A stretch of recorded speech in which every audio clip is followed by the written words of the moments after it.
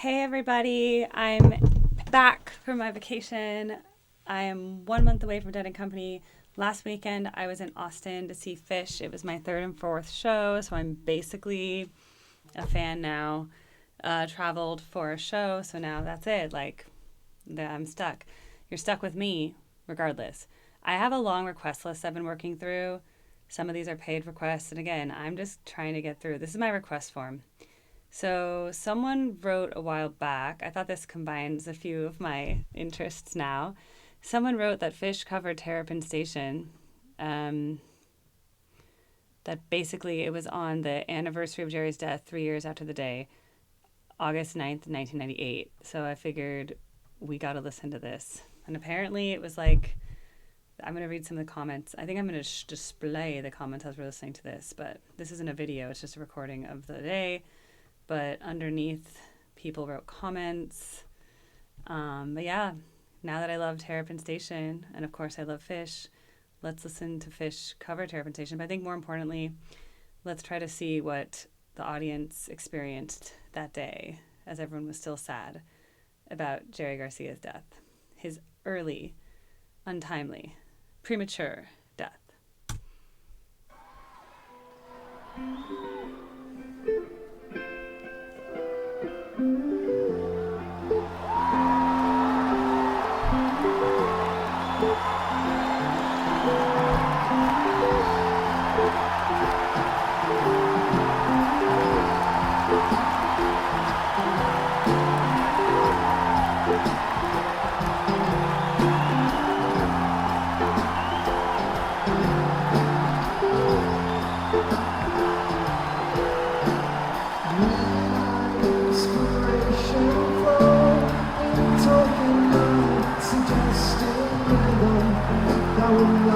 Forsake you till my tale is told and done.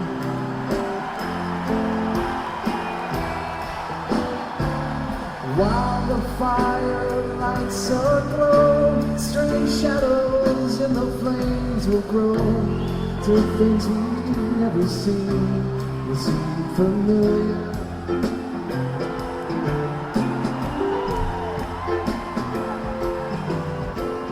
Shadows of the sailor falling, winds both foul and fair or sworn. Down in Carlisle he loved a lady many years ago.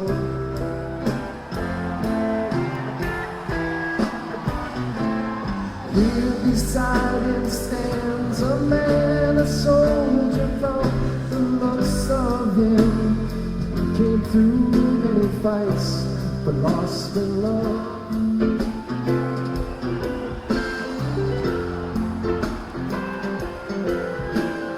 While the storyteller speaks, a door within the fire creaks. Suddenly flies open, and a girl is standing there.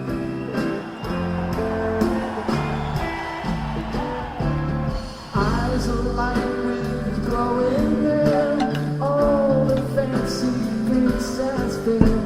She takes her fan and throws it, and the lion's there.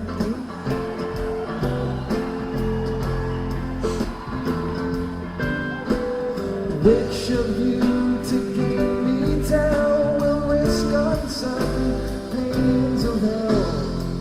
I will not forgive you if you will not take a chance.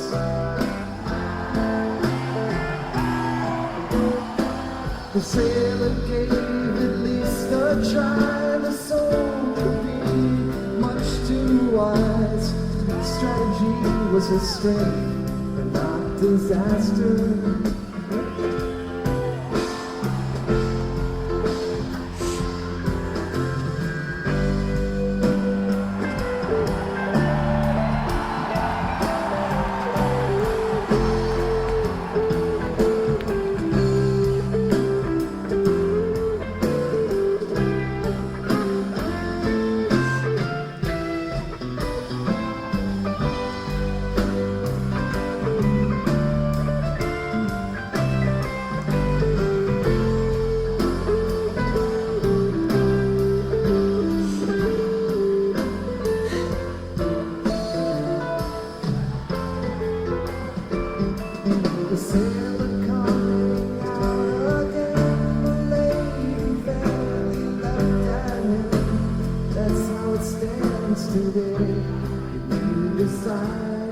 was wise.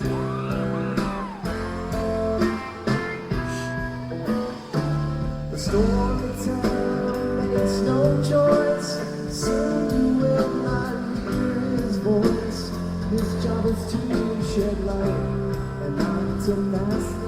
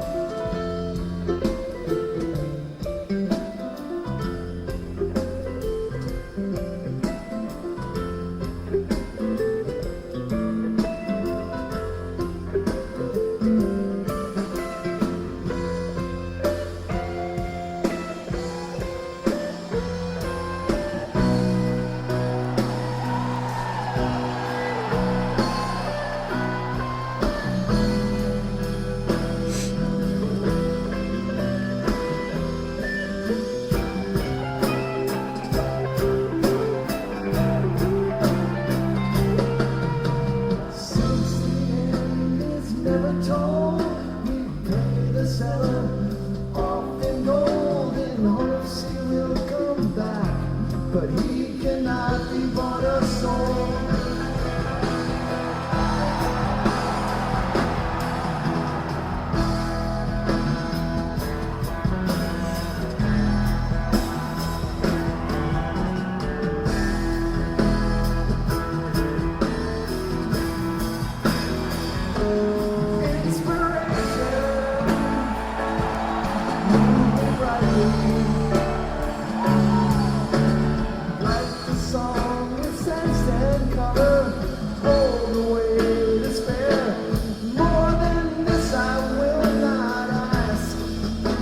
With mysteries dark and vast,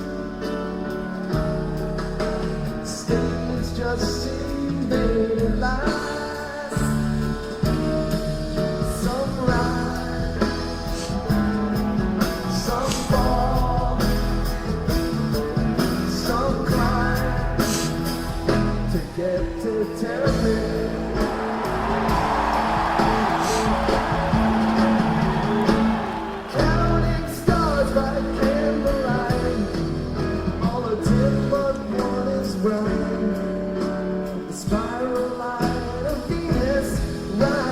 First and shining best, oh, from the northwest corner of a brand new crescent moon. Crickets and cicadas sing a very different tune. Terrapin Station in the shadow of the moon. Terrapin Station.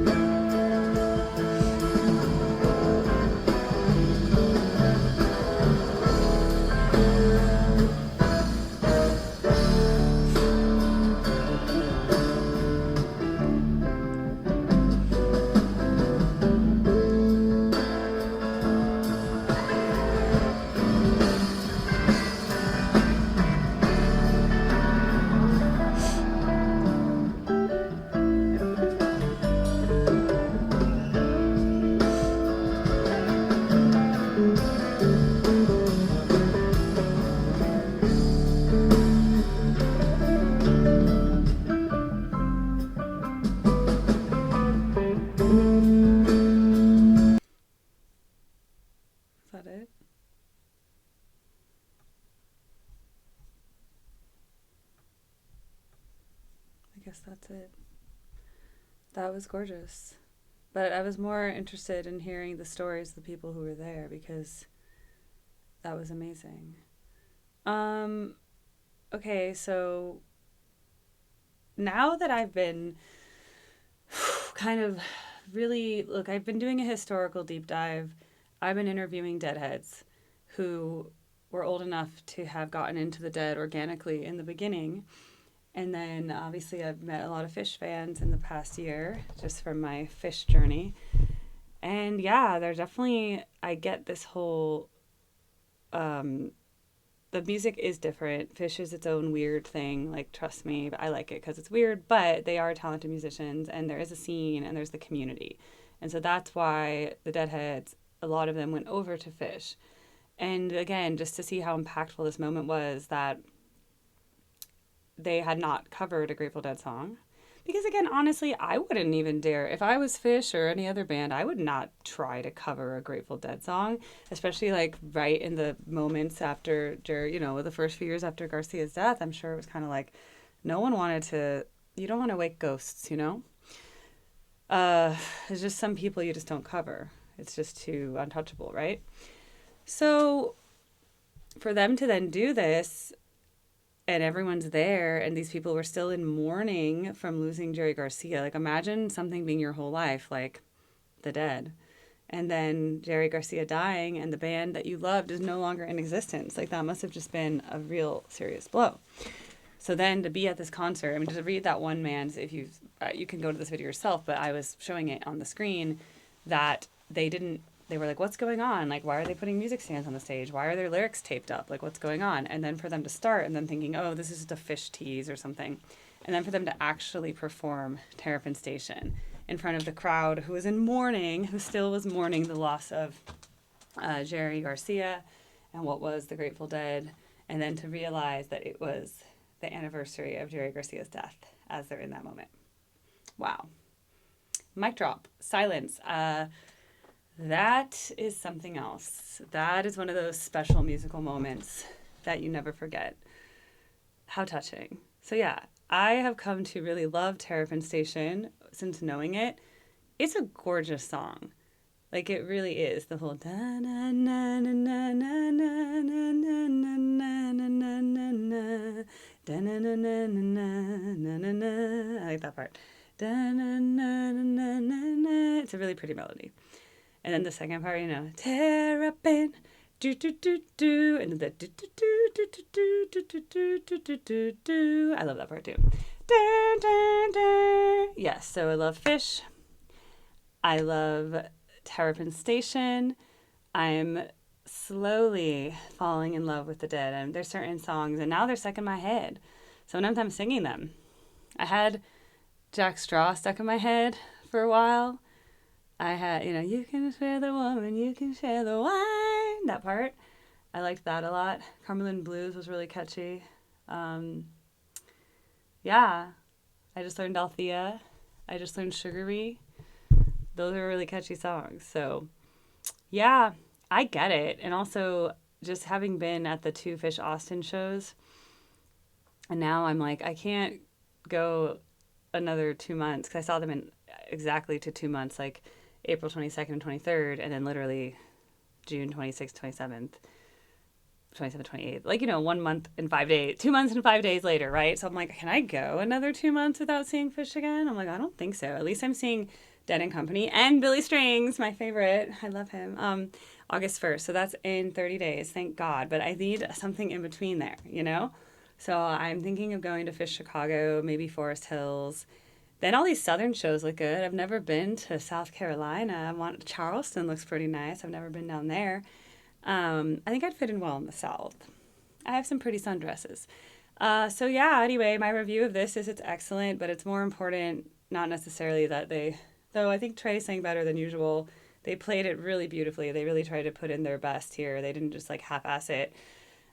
Beautiful cover and a beautiful tribute, and more importantly, it was about the crowd's experience of that collective sigh of relief and reverence for it's a mourning, because you're not just mourning the loss of Jerry Garcia, you're mourning the loss of a community, of a movement, of a thing. I mean, again, the best thing I can think of is John Lennon dying. When I was so into the Beatles as a kid, and then when I found out that John Lennon was dead, I mean, once I found out, I found out they broke up, and then I found out John Lennon was already dead by the time I was born. I was like, that can't be. This can't be. That can't be all we have. Like, that can't be that we only got those years. Like, there had to have been more. Like, you're like, how could that be? So I totally understand that feeling. And so now I ask every deadhead, tell me about the day Jerry Garcia died. Like, what did that mean to you? And like, how did you handle it? So it's just really, really sad. And we need to appreciate the musicians we have now who's getting older. I really hope Phish keeps staying alive and plays till they're 85 as well, because I would be so sad if we didn't have Phish, right? So that's just why we have to document and like take advantage of these moments as we have them, because we never know when our life's going to get cut short. I randomly find out about people who pass away all the time. This woman I know, her husband died. He's like a few years older than me. He died in a car accident a few months ago. She's heartbroken. They've been together since they were 20 years old. She's a widow, young widow now. Like, you just don't know how long you have with the people you love, and you just have to live every day to your fullest. And that's why I'm here. That's why I'm doing this channel. Because I love music. You all love music. Let's all love music together. Let's encourage each other to go to shows and to listen to things we haven't listened to in a long time. Let's pull out our old albums, our old CDs. Let's dust off our old playlists, and let's just enjoy the music while we have it. All right, I hope you enjoyed this episode. This certainly moved me, and thank you for the recommendation. Just to remind you all, so this is how my requests look like.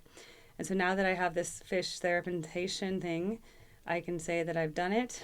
See my little checklist? Yes. So organized. When you guys fill out my form, it goes onto this list. I've now added it so that if you're giving money, I can keep track of it, because you can enter that you've given me money, and then I can cross-reference it with the payments I get. If you want to request something, let me just show you guys. Go to my channel. It's just Erica Retro Games. And just go to my link tree right here. And then on here is the request form right here, number 2. These are the contribution options if you'd like. The reason I ask for that is I don't get any ad revenue from videos that have other copyrighted music in it. So I can't make any ad money for any of my reaction videos. It goes to the artists, which is fair, let them make their money. So anytime I react to Phish, I don't get any money from that video. However, I get revenue from things like my interview videos, when I read comments, when I do any sort of non-music playing video, I can get revenue from that. So, therefore, if you want a reaction, it's helpful to have like the $20 to $50, whatever, $10 even, or if you can't, whatever, I'll just try to get to it when I can. But I can't make any revenue when I'm doing reaction videos, because I'll even show you guys the back office, since I'm very transparent. I'm all about transparency, okay?